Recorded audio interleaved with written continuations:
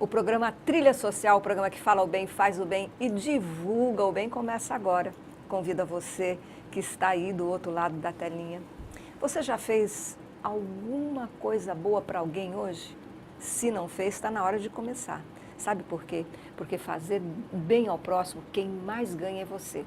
Até os neurocientistas dizem que quem faz o bem tem um maior proveito no seu corpo. Sabe por quê? Quando você faz o bem, o seu corpo se enche de endorfinas, ou seja, energias que são do nosso próprio corpo para o bem-estar. Então, isso faz com que você se sinta melhor. Fazer o bem sempre vai lhe trazer até um bem para a sua saúde. Por isso mesmo que você deve praticar a cidadania.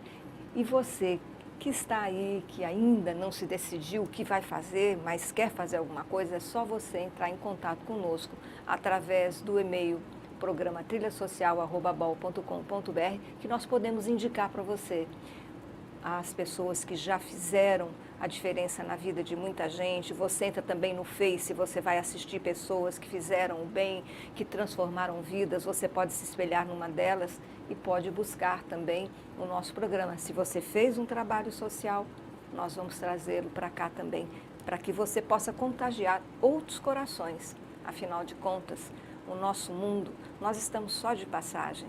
E a única coisa que a gente vai poder realmente fazer nesse planeta é o bem ao próximo. E como é que a gente vai deixar o planeta o dia que a gente já não estiver mais aqui? Seria melhor que a gente deixasse esse planeta um pouco melhor do que a gente encontrou. Então vamos fazer a nossa parte, né? E você já está convidado. O programa Trilha Social hoje recebe uma pessoa que faz parte de um cenário muito importante. Você mora numa casa, num apartamento, você mora numa rua, tem iluminação, a urbanização é necessária. Mas o que é essa tal de urbanização? E o arquiteto? Qual o papel do arquiteto dentro da urbanização? Qual o papel dessas pessoas que ajudam as cidades a crescerem de forma ordenada? Nós conhecemos muitas cidades que vão crescendo desordenadamente, mas é necessário a intervenção de profissionais como esse. E é sobre isso que nós vamos falar e também falar de um projeto maravilhoso, que é o projeto Abrigo do Ofício, com Roberto Costa Farias. Ele é arquiteto e urbanista. Prazer em recebê-lo em nosso programa. Prazer todo meu. Roberto, eu tive a grata surpresa de receber da sua parte um convite para falar da minha profissão. E achei assim, bom, falar da minha profissão para as pessoas, o quanto isso é importante. E aí você me falou desse projeto Abrigo do Ofício. Explica um pouco para o nosso telespectador o que é esse projeto, qual a intenção dele. Você dimensionou na sua mente como atingir as pessoas para que elas compreendessem a importância de todas as profissões.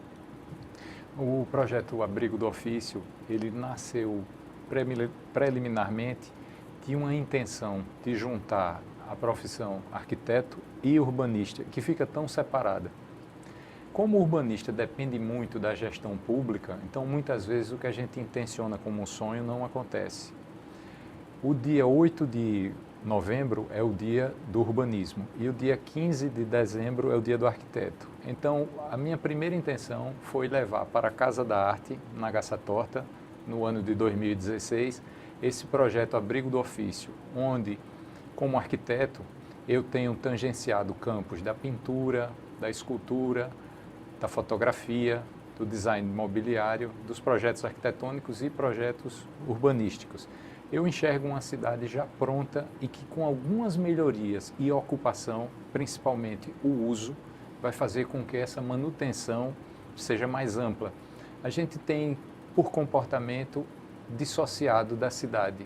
O nosso foco tem sido o trabalho, a diversão, e a gente não fica pensando que a cidade está crescendo de modo desordenado, com ocupações muitas vezes que forçam situações que criam cisões, exclusões, determinadas situações de não convivência. Existe algum órgão aqui em Maceió que determina essa junção ou que fiscaliza a questão do arquiteto junto com a questão da urbanização? Você falou no começo que existe uma distância, né? Existe. Nós temos um plano diretor, nós temos a cidade feita dia a dia. O que acontece, na verdade, é a prática. O que eu quero chamar a atenção é a prática, porque nós temos técnicos muito capacitados em vários órgãos. Entretanto, talvez por uma demanda técnica que seja diferente da demanda política, às vezes essas coisas não se entrelaçam. Então, a intenção é que as pessoas comecem a despertar para que pequenos projetos eles possam dar esse cunho, trazer de volta essas questões permeiam tantas coisas, Maristela. Por exemplo, a identidade alagoana, a identidade do maceoense. Por que a gente está sempre consumindo uma cultura que vem de outros centros, quando a gente mesmo produz uma cultura de qualidade? Você acha que isso tem a ver com a autoestima, ou quer dizer, a falta de estima, né? A falta de autoestima do nosso povo alagoano? Eu acho que reflete primordialmente, de modo que a gente termina por não nos reconhecer como potenciais. A gente fica importando outros modelos. Você inclusive, em off, nós estávamos conversando, você falava de alguns turistas que estavam ali no Jaraguá e que colocavam as mãos na parede. Como é que foi essa experiência que você ficou, assim, te chamou a atenção? É que o segundo momento do Abrigo do Ofício, a gente sai da esfera de Garça Torta e vai da Casa da Arte para a Casa do Patrimônio, onde funciona o órgão do patrimônio histórico, na seccional Alagoas, superintendência, acredito. Então, no IFAM, são 2 galpões, né, tem aquela história de Jaraguá, tem a sua função portuária, a questão do açúcar. Eu acho que Jaraguá é um representante da nossa história que transpira isso em sua arquitetura, em seu urbanismo. E eu fiquei muito surpreso, ao mesmo tempo encantado, quando eu recebi pessoas de fora, uma era australiana e a outra era da Itália, 2 moças, e elas disseram assim: cadê as pessoas que não estão nesse bairro? E botavam a mão nas paredes, como eu lhe disse, e disse: eu sinto o pulsar dessa arquitetura, das pessoas que fizeram isso. E por que as pessoas não estão aqui nas ruas? Por que não há uma programação? E é isso que a gente quer, é que exista programação, é que exista uma maneira festiva. Por exemplo, nos últimos 3 anos eu saí do Museu Hotel Brandão na sexta-feira de Carnaval e percorri o bairro de Jaraguá à noite com centenas de outras pessoas até o IFAM, onde você encontra banheiros abertos e limpos. É uma gentileza urbana, não é? Numa festa de carnaval de rua, você tem uma casa que está aberta para acolher. Eu fico pensando, por que só na sexta-feira de carnaval? Por que não existe outro movimento de maracatus, do nosso pastoril? Por que não existe um calendário onde o São João, onde as montagens de presépio? Eu acho que vivenciar os espaços. Mas quando a gente fala disso, eu não penso Maceió só o Jaraguá.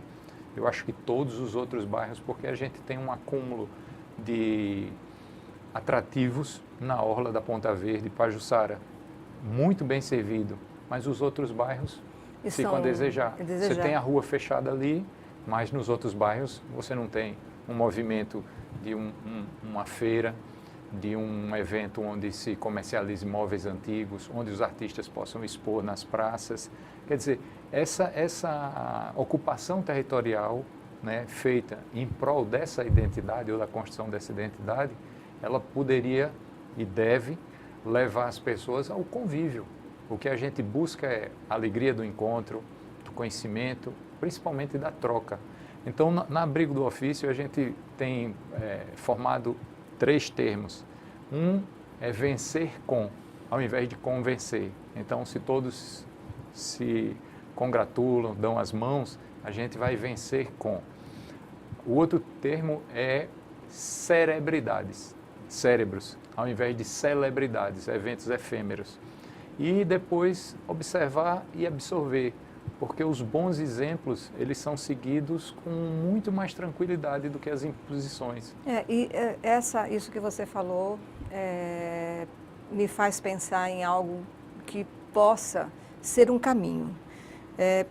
Esse projeto, Abrigo do Ofício, eu acredito que para que a gente possa resgatar a nossa história ou ser contada novamente ou ser contada pela primeira vez dentro das escolas. Porque se você forma um público hoje forma um público nesse sentido, você leva a questão das profissões, o que elas fazem, como elas atuam dentro da nossa vida, da nossa história, como é que é feita a história de uma comunidade, de um bairro, de um município, em todos os sentidos, você vai dar a ele uma sensação de pertencimento, você vai fazer com que ele se empodere, mas você tem que oferecer. Porque a gente observa que dentro das escolas, salvo as organizações não governamentais que levam projetos para que eles tenham outras oportunidades, outro olhar a não ser do currículo do aprendizado. Vai aprender matemática, português, vai aprender inglês, vai aprender todas as matérias, mas ele também um momento de lazer, mas um momento de lazer onde ele possa conhecer o lugar onde ele vive. Qual a história daquele bairro? O que ele pode fazer para contribuir, para resgatar aquela história? O que ele pode contribuir para fazer história daqui por diante? Perfeito. É nessa linha de raciocínio. Nós tivemos a oportunidade de utilizar o auditório nas instalações do IFAM. Você teve a parceria, né? Você foi uma das nossas convidadas, E graças a Deus. Me senti honrada com o convite, de maneira poder brilhante, contribuir, né? Poder contribuir. Com conhecimento, com o seu ofício, falando sobre o seu ofício. Nós tivemos em torno de 25 palestrantes, toda segunda e quarta durante o mês de abril, e cada um foi plantando a sua mensagem e houve uma troca assim fabulosa. Nesse viés, eu quero recordar a fala de um dos nossos palestrantes, Fernando Veras. Ele falou sobre ambiente, a palestra Ambientalmente Falando. Ele disse assim, a gente precisa educar as crianças sim, mas a gente precisa educar todos. Porque, veja só, se eu tenho 55 anos, o exemplo dele, eu não vou ser mais educado, mas eu ainda vou viver mais 20 anos. Então, eu posso, até os meus 75, durante esses 20 anos, descumprir, mas as crianças não, elas estão aprendendo para contribuir. Então, esse viés do pertencimento, né, essa força, essa segurança que a gente tem que ter, não é? Ela se torna necessária para todos os cidadãos, porque qualquer que seja a posição que ele ocupe, qualquer que seja a idade ou a formação em que ele se encontre, sempre ele vai poder aprender. E quando ele se reconhece, quando ele se percebe como contexto, acho que a solidarização de um lugar, ela passa assim por todos. Todos são elos tão importantes quanto para essa corrente. Então, fazer na escola eu acho uma necessidade vital, mas a gente tem que fazer também na faculdade. Com certeza. Tem que fazer nos ambientes de trabalho, nas casas. Isso, se você começa, porque a escola, como é um ambiente de aprendizado, você vai trabalhar o professor, você vai trabalhar o aluno, e aquele aluno, ele já vai levar para sua casa, aí você vai para a universidade, você já vai trabalhar aquele que não foi trabalhado anteriormente, que não tinha essa visão. E é claro, é um trabalho, dá muito trabalho. Né? Sim, é um trabalho que dá muito trabalho. Mas também dá muita energia, né? E o resultado é maravilhoso. Vai vendo os resultados. O resultado é maravilhoso. O programa Trilha Social vai para um pequeno intervalo e nós voltamos já já. Eu estou esperando você aqui.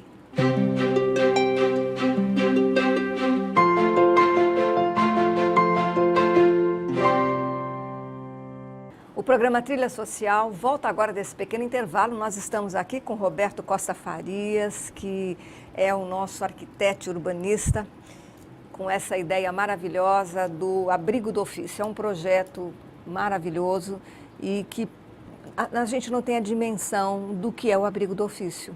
As pessoas, acho que você que está aí em casa ouvindo pela primeira vez esse nome, você não imagina o quanto é importante o seu filho,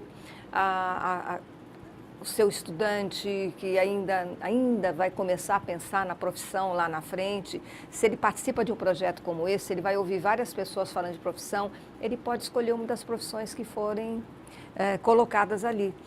Porque eu converso muito com jovens e eu percebo a dificuldade deles até de escolher uma profissão, porque eles não sabem. Eu vou fazer o quê? Um arquiteto vai construir, mas Qual é a vivência diária? Qual a penetração de um arquiteto dentro da história daquele local? O que ele pode fazer para fazer tudo ecologicamente correto? Hoje fala-se muito de sustentabilidade, não é? Sustentabilidade. Eu acredito no seguinte, tem um programa dos professores de física da Universidade Federal de Alagoas que, em determinada época, eles levam telescópios numa Kombi para bairros distantes. O que é que acontece com uma criança de 8 anos ou com um senhor de 80 anos que coloca o olho pela primeira vez e vê além terra, o cosmos? Deve ser uma surpresa, um impacto muito grande. A criança de 8 anos, ela pode pensar, é isso que eu quero fazer. É verdade. Então, o abrigo do ofício, ele visa mostrar que um só realiza muito pouco e que muitos podem realizar mais Muito em mais. prol. Então, por trás do arquiteto existe um exército, desde as pessoas que desenham no escritório até aqueles que fabricam. Então, pessoal do gesso, os pedreiros, serralheiros, marceneiros, vidraceiros, quer dizer, é toda uma grande família que vai trabalhar para que aquele objeto ele possa ter o melhor resultado e durabilidade no tempo. E possa existir. E deva existir. Que começou na cabeça de alguém. Alguém sonhou, porque, eu quero ter uma casa, eu sonho com a minha casa, uma casa no campo, então eu quero ter a minha casa. Aí você tem a oportunidade de construir. O arquiteto, ele vai tornar isso real, mas ele não torna sozinho. É verdade. E atendendo essas demandas, porque um projeto é primeiro um sonho, o arquiteto faz o projeto, que nada mais é do que um veículo que vai levar aquele sonho até a obra, que é o resultado final, e existe o componente tempo em tudo isso. Então é muito importante que haja as conversas para que o sonho se transforme em realidade, porque é muito comum as pessoas terem um impacto com relação à realidade financeira. Vai ser muito caro. Talvez, se você quiser fazer num curto espaço de tempo, isso torne-se realmente imperioso, que tenha um aporte financeiro de recursos maiores.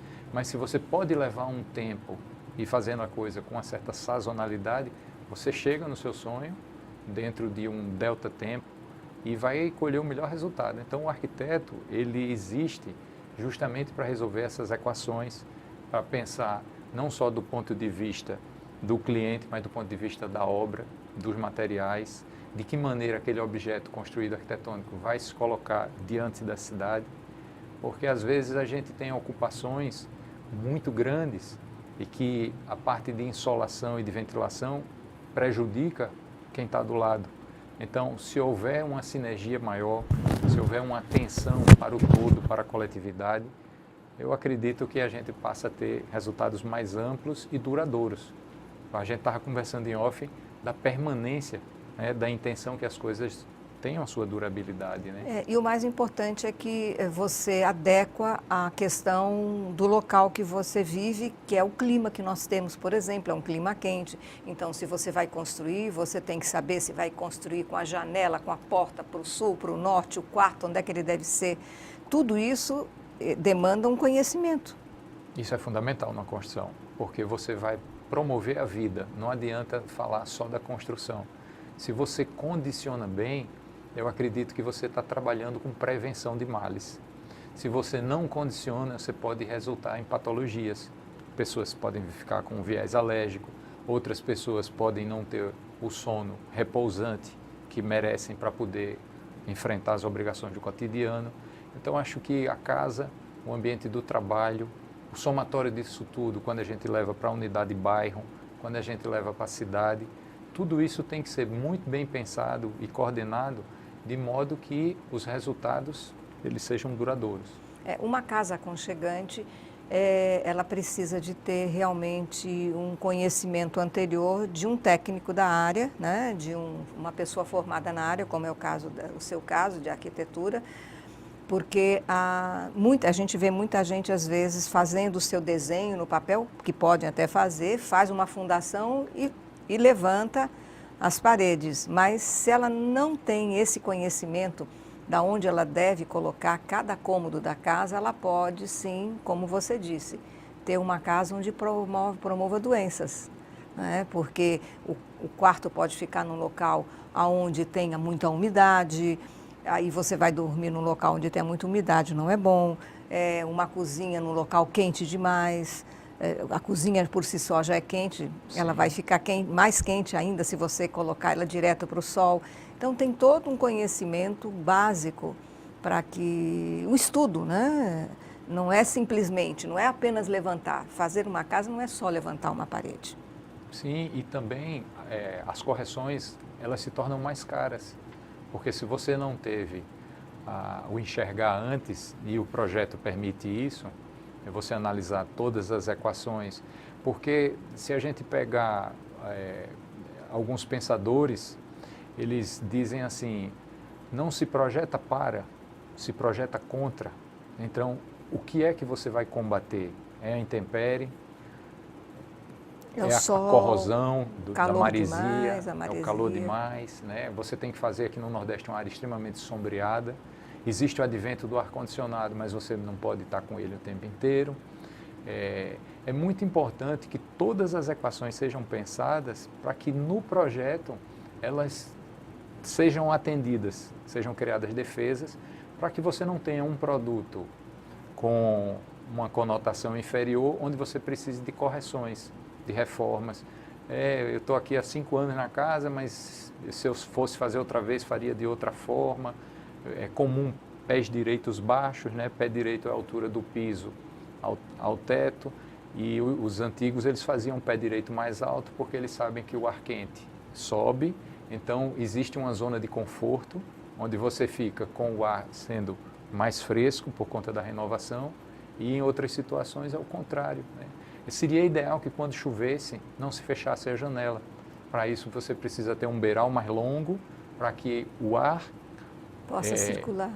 Umectado pela chuva, ele possa circular. Sem, né? Contudo, a chuva chegar. Sem, contudo, ser molhado. E assim, é muito importante pensar também que o ar só circula se ele tiver entrada e saída. Então é comum fazer uma janela, mas fechar a porta, então o ambiente fica preenchido e o ar fica retido, né? Essas situações, como você citou, da umidade, ela é muito comum, o pé da parede fica tocando e a pessoa dorme muito próximo e depois está com um problema respiratório, está com bronquite. São situações que, se a gente puder, o arquiteto tem como missão fazer isso. Prevenir vai ser muito melhor do que remediar.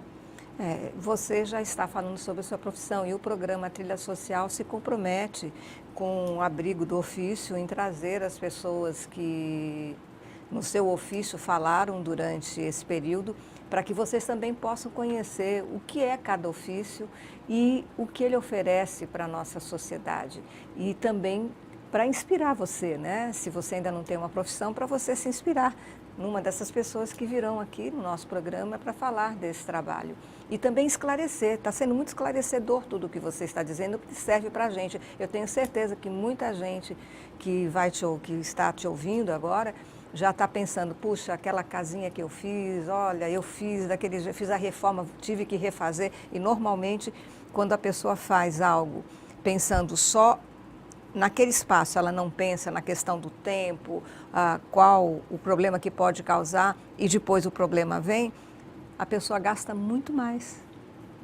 Você gasta muito mais para refazer do que para fazer, não é verdade? É verdade.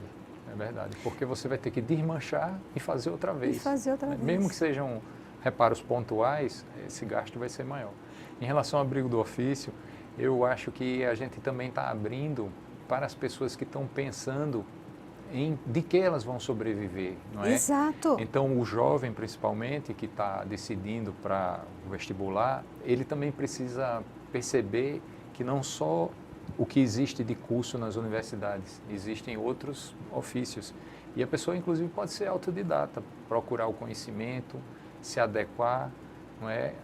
Entrar nessa cadeia produtiva, porque eu acho que é muito importante a gente pensar nessa formação de pessoas empreendedoras, de pessoas que levem à frente o seu modo de viver, e disso advenha o seu pão, a sua sobrevivência, para que a gente não tenha um universo muito restrito e estagnado.